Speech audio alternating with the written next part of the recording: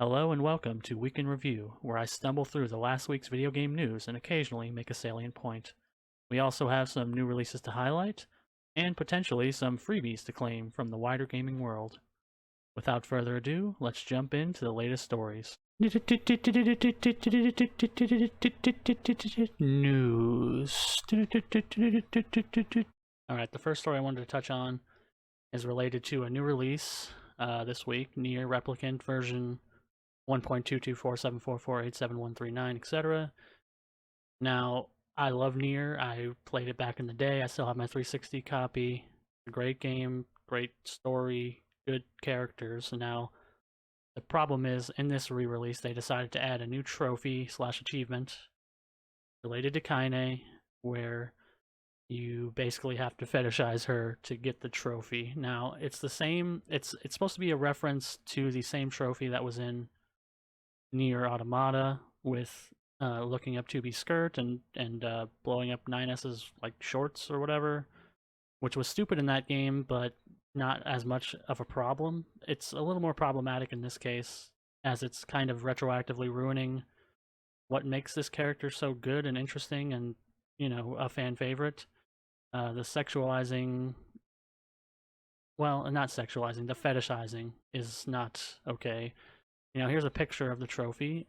You risk life and limb 10 times to discover someone's secret. Now, the wording is exactly the same as it was in Automata, except I think the name was different, but the wording is the same. You discovered someone's secret. It's just oddly there. I'm not sure how this kind of thing gets through. I'm sure there's many people who had to see this on its way to being a trophy achievement. I don't know how many people have to see something, but I'm sure Microsoft, Sony, and Steam, they approve achievements, I would assume. I don't know. Maybe they don't look very closely, but I'm sure there was many people at Square Enix who had to have looked at this and said, hey, that's okay. That's fine. And I know people like to defend Yoko Taro and his honesty about how he creates these characters because he's attracted to them and all that. But, it only goes so far, and you really can't push it to this degree without causing problems. Now, hopefully this backlash does something. I know they can change achievements and trophies or remove them. It's been done before, so they can do it again. And it's just disgusting. And I'd encourage everybody to read this article, which I'm only going to show the first couple paragraphs of, and just Google it in general and read the opinions of people around this to understand more. But yeah, it definitely is problematic, and hopefully it gets fixed. All right, next up we have a story about Humble Bundle, which came out recently, that they are going to remove their charitable sliders, the sliders that they used to have to denote how much money would go to charity, the publishers, or Humble themselves, and instead default to two options, one of which will give charity 5%, which is the default, and one of which could cap it at 15% for charity. Now, normally I wouldn't say that this is a horrible thing, but the problem is that we're talking about Humble Bundle, which whole existence was predicated on the fact that charity was the core conceit. Now, when I buy a Humble Bundle, I assume most people don't change the sliders, but I would always change it to give the max to charity, because why not? I don't think the publishers really need the money. Maybe Humble Bundle does need the money for administrative costs, that I understand, but the way it is now, it's going to be such a large percentage to the publishers themselves for the bundles that the concept of the Humble Bundle itself being something for charity is almost kind of pointless when you limit it to 15%. As I said, I can see both sides of this argument. I can understand that maybe things weren't working out financially, but the problem with that argument is that Humble was bought 3 or 4 years ago by IGN. Now, you could say what you want to say about IGN as a games news coverage site, but they bought Humble, and they are a for-profit company, and they're not really potentially interested in charity. My point is that they're not a non-profit, and they are running this business as a business. It's not being run as a charity. It's a business that they want to make money on. So it's hard to really agree with these changes or I mean, I guess you can play devil's advocate, like I said, but in my personal opinion, it's hard to agree with these changes of the percentages. Now, as a customer, you might want to buy a bundle because it's a good deal and you want the games in and all that, and that's fine. And 15% can still go to charity and all that. Great, but I still think it deserves a little highlight that they are doing this and that they are potentially turning Humble Bundle into something that it was not started as. That's all I have to say about that. Now, the last story I wanted to highlight from this week's news stories is Sony's backtracking of closing the PS3 and Vita online stores. Now, I believe this is the correct decision personally. The idea that you would close the PS3 and Vita stores so soon after they have reached end of life status or whatever you want to call it is ridiculous. I personally still own a Vita and would like, to be able to buy games on it. Have I bought a game recently? No, to be fair, but it just rubs me the wrong way, and I think it rubs a lot of people the wrong way. And this time, Sony listened to what people were saying, and they backtracked. Now they're still closing the PSP digital store on July 2nd, which also kind of sucks. To be honest, I know people forget about the PSP, but there are some PSP games, especially like the Final Fantasy VII game that I'm forgetting the name of that I've played many times, Crisis Core, that is still stuck on PSP and is nowhere else. That's the only way to get it is on PSP. I guess you can still buy it physically, I assume. I don't think it's download only, but anyways, that's still going to result in the loss of some digital only games that were only on PSP, which sucks. But there are people around, if you look around, that are archiving all this stuff. Of course, it's the community doing it, not Sony, not the companies themselves. It's the community who always gets this stuff done.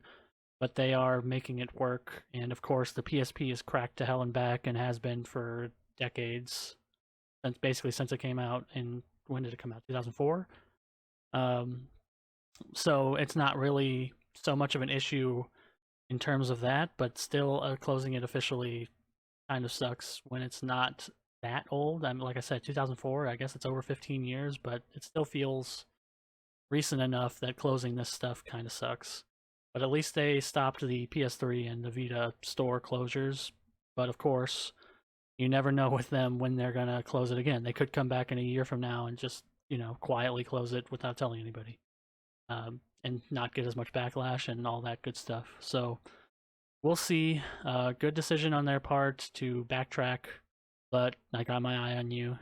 I really wish that all gaming companies, not just Sony, including Nintendo and Microsoft is doing pretty good on this front, but they could do better. Would focus more on preservation of their older games and being able to play them and backwards compatibility stuff and all that good stuff. So, hey, good move, but the boneheaded move in the beginning was already bad, so I guess, yeah, whatever. New releases. Alright, time to jump into new releases. Since this is a weekend review show, these are the new releases of the week that just passed. Here we have the Atelier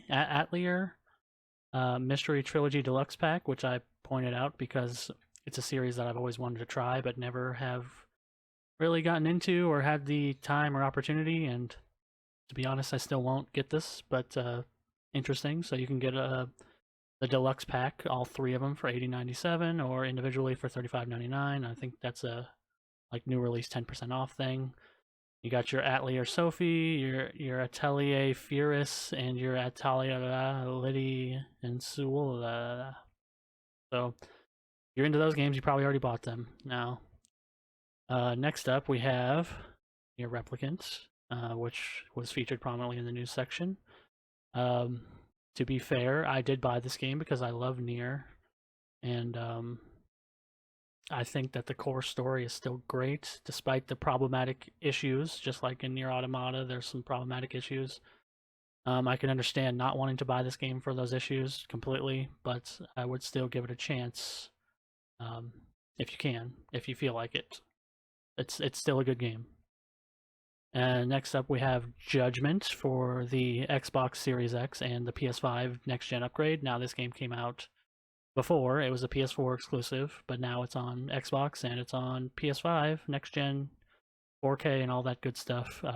It's made from the Yakuza people. It's kind of like a Yakuza game, I guess. I never played it. But hey, it's out there. You can buy it for $39.99.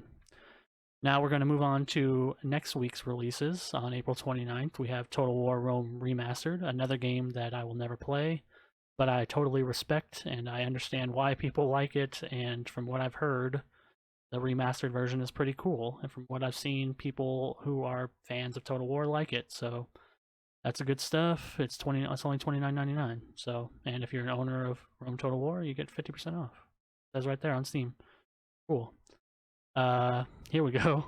Here's something that could potentially interest a lot of people. The new Pokemon Snap on Nintendo Switch comes out on the 30th. And again, I'm not buying it because I haven't bought a Pokemon game in 20 years. But I gotta admit I'm interested and I'm going to watch some footage, and I think Pokemon Snap is a great idea, and I liked it on the 64. So here we are. We got a new one. And finally, we have Returnal, the PS5 exclusive coming out from Sony themselves. Also releases on April 30th. Interesting. They kind of, I've seen like so much of this game because they play it at trailer at like every event on Earth. But I'm not gonna buy it for $69.99. I think that's BS. I still hate the idea that they raised the prices $10 for no good reason as far as I'm concerned. But I know people are interested in this and will like it, and hopefully it's good, but I'm not going to buy it. Maybe I will at a sale down the line, but not right now. Special shout out to the RE8 Village Castle demo coming out later today, available from 5 p.m. to 1 a.m. Pacific Daylight Time, because Capcom's going to Capcom. And in that 8-hour window, you can play it for a whole 30 minutes on a PlayStation 4 or a PlayStation 5. So, hey, if you got a PlayStation 4 or PlayStation 5 and you like Resident Evil, there it is. I'll be playing it, but obviously everybody knows that this is stupid. Freebies. Okay, we got our freebies for this week on the Epic Games Store. We have Alien Isolation, which also comes with some a little piece of free DLC available until April 29th at 10 a.m. and Hands of Fate 2, or Hand of Fate 2, also available in the same time period. Both games that I've heard are good. Alien Isolation is a game I might play in the future, but probably not because I have a huge backlog. But hey, free is free. Next up, we have Quiplash, available free on Steam until April 26th at 12 p.m. I guess that would be Central Time, assuming it's going by my time. Great party game if you have people around or a family that's interested in playing like a kind of funny party game, or if you have friends that can come over, hey, free. And then we have Horizon Zero Dawn Complete Edition, available free on the PS4, playable on the PS5, backwards compatibility. You can get it from now until the 14th of May. That's just a thing Sony's giving away. It's like a COVID, it's called Play at Home campaign, so you can get that for free and play it. It's a great game. I played it back when it came out. The DLC is good, and it's included. It's the complete edition. Dun dun dun dun dun dun dun. Wrap up. Well, here we are in the wrap up section, which I have no idea what to do with. I couldn't think of a way to actually end this show, so I'm just going to wing it. I wanted to just give a special shout out to Mr. Ipper Esquire, I believe that's his name, who made this beautiful gif of me from my fast food reviews, where I review chicken sandwiches and then at the end I say it's not Popeyes and Popeyes is the best. So thanks for that, and keep it coming. I'm open to any kind of gifts anybody wants to make. That's the end of this week's show. Please leave any questions, comments, or feedback in the comments box below so I can obsess about them while I try to sleep at night. Thanks for watching.